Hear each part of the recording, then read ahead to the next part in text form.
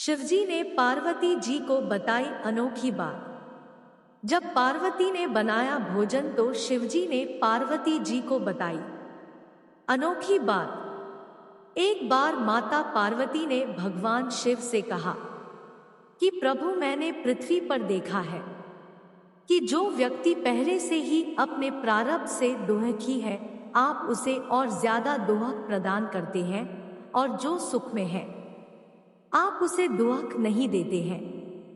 भगवान ने इस बात को समझाने के लिए माता पार्वती को धरती पर चलने के लिए कहा और दोनों ने इंसानी रूप में पति पत्नी का रूप लिया और एक गांव के पास डेरा जमाया। शाम के समय भगवान ने माता पार्वती से कहा कि हम मनुष्य रूप में यहाँ आए हैं, इसलिए यहाँ के नियमों का पालन करते हुए हमें यहाँ भोजन करना होगा। इसलिए मैं भोजन की सामग्री की व्यवस्था करता हूँ, तब तक तुम भोजन बनाने की व्यवस्था बनाओ।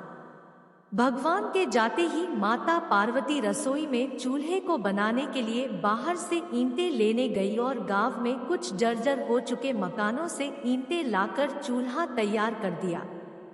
चूल्हा तैयार होते ही भगवान वहां पर बिना कुछ लाए ही प्रकट हो गए।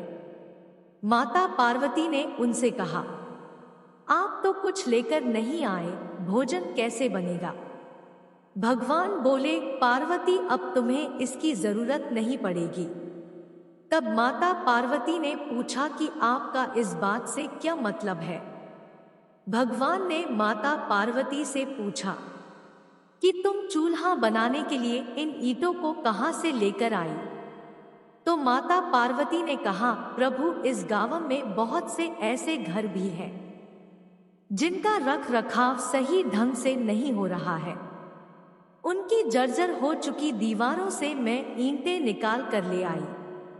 भगवान ने फिर कहा, जो घर पहले से खराब थे तुमने उन्हें और खराब कर दिया। तुम ईंटें उन सही घरों की दीवार से भी तो ला सकती थी। माता पार्वती बोली, प्रभु, उन घरों में रहने वाले लोगों ने उनका रख रखाव बहुत सही तरीके से किया है और वो घर सुंदर भी लग रहे हैं। ऐसे में उनकी सुंदरता को बिगाड़ना उचित नहीं होता। भगवान बोले, पार्वती, यही तुम्हारे द्वारा पूछे गए प्रश्न का उत्तर है। जिन लोगों ने अपने घर का रख रखाव अच्छी तरह से किया है, यानी सही कर्मों से अपने जीवन को सुंदर बना रखा है, उन लोगों को दुख कैसे हो सकता है? मनुष्य के जीवन में जो भी सुखी है वो अपने कर्मों के द्वारा सुखी है, और जो दुखी है वो भी अपने कर्मों के द्वारा दुखी है।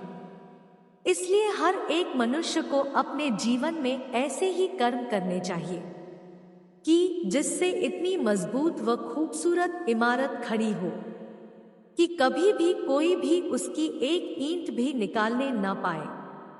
प्रिय बंधुओं व मित्रों, यह काम जरा भी मुश्किल नहीं है। केवल सकारात्मक सोच और निस्वार्थ भावना की आवश्यकता है।